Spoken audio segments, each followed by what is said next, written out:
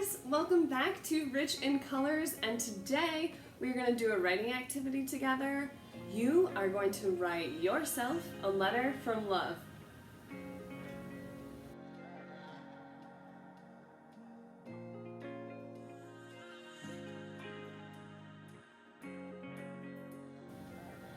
Now I wanted to say at the start of this activity that this activity, along with a lot of the directives that I will share, come from my muse, Elizabeth Gilbert. She is an author and she is a writer and a speaker, and she can really articulate the emotional landscapes of our lives like nobody I have ever come across before. And if this activity speaks to you, I want you to find her on social media, watch some of her talks, and pick up some of her books because she is a super inspiring human being. Now, this may seem like a totally, absolutely crazy idea to you.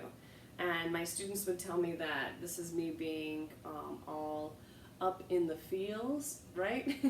But like everything else that we do, I want you to understand that this is a practice, that even if you feel uncomfortable right now and awkward right now, this is something that you can get better at over time.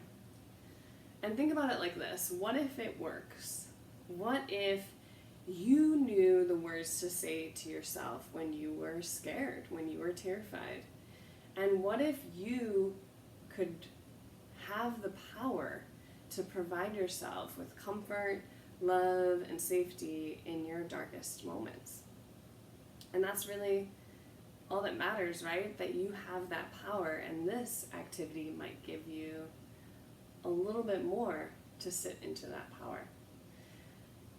So let's look at how this activity works. Okay. So you're going to start out by being alone with yourself. Go somewhere private and sit down for a moment and open up your journal and write yourself a letter from love.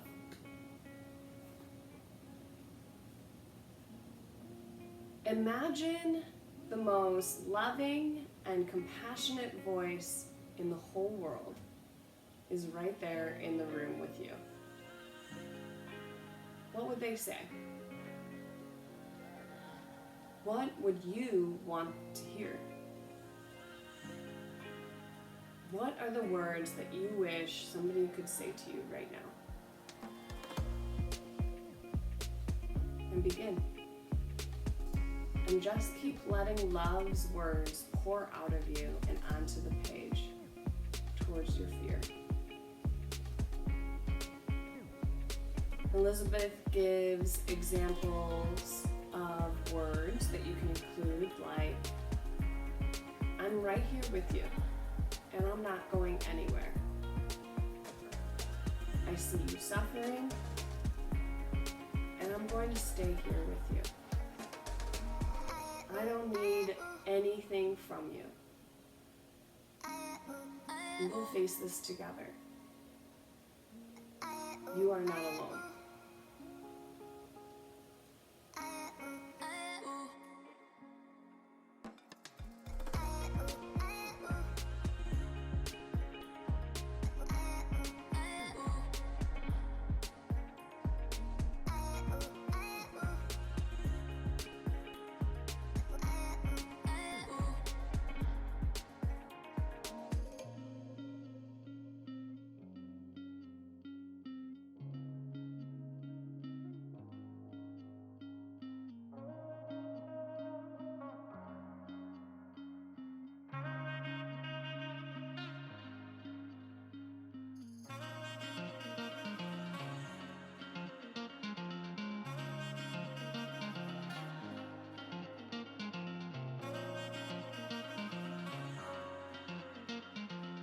So Liz, just a request for a concrete strategy to try and reduce the fear or the shame that is coming at this moment?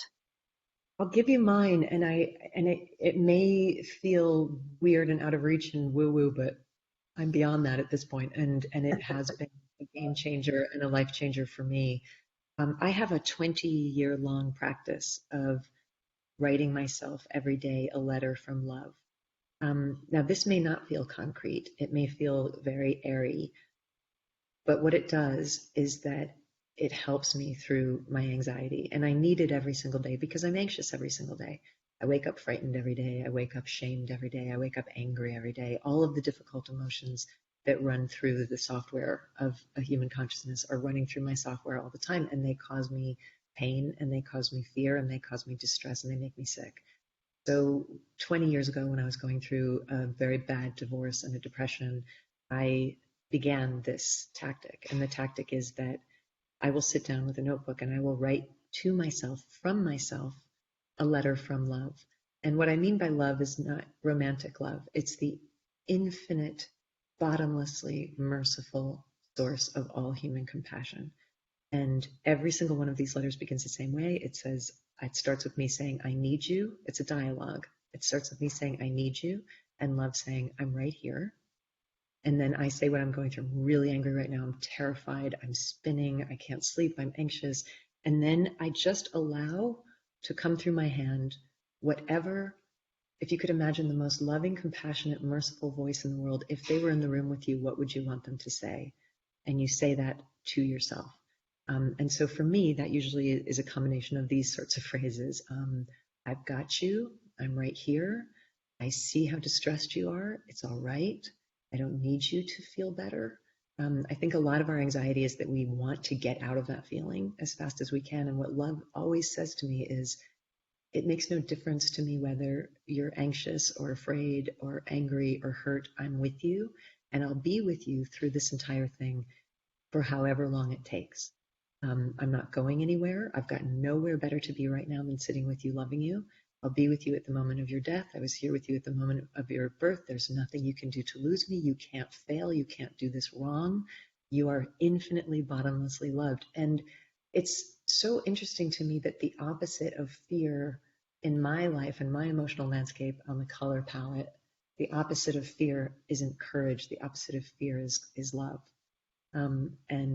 And that presence, a sense of, I've got you, right? Which is the thing that we all want somebody to say, I've got you, and it's going to be all right. I would love to know neurologically what actually happens in my mind when I do this. But what happens to me physiologically is that my mind, just hearing those words and seeing those words, settles. And then from there, I'm able to take the next intuitive right action the best that I can. There's you can say no to this. It may be a totally inappropriate thing to ask, but you don't happen to have a letter from the last day or two that you consider reading, all or in part of? I don't know how long they are. You're putting me, let me see what we've got. Let's see. A new channel here. Okay, so here's one. So I was panicking because I want to offer my apartment in New York to a woman who's a COVID-19 nurse who's volunteered to come into New York City to help. And I'm afraid that I'll infect my neighbors if I let her come and stay there. So I was up in the middle of the night thinking, ethically, is it appropriate for me to do this? So I wrote, I need you, and love said, I'm right here. And then I said, I want to offer that COVID-19 nurse my apartment, but I'm afraid that my neighbors will get infected, and I'm scared, and I don't know what the right move is. Help me. And love said, I don't actually know what the right answer to that is, but I'm with you. And I said, but what do you think I should do? And love said, why don't you just sit with me right here for a minute and be with me and know that you're held no matter what, that you cannot make the wrong choice, that it doesn't matter in the grand scheme of things. You're my beloved. I've got you. I can see how much you're spinning. I can see how tired you are. And it doesn't matter to me whether you make this decision in the next minute, in the next day, or not at all. I'm with you, and I'll sit with you through this entire thing, and I'll love you no matter what you decide to do at the end of this. I will be just as much with you at the end of this decision as I am with you now. And then I said, so what do you think I should do? And Love says, I think you should go get a glass of water. And I think you should lay down and get some rest. And we'll talk about it some more in the morning. What I've found over the years of writing myself these letters from Love is that Love never gives advice. This is actually really good for all of you who love to give unsolicited advice to people.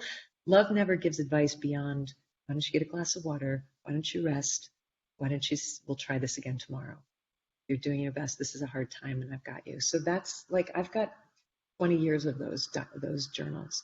And I'm assuming that I'm going to need it for the rest of my life. Wow.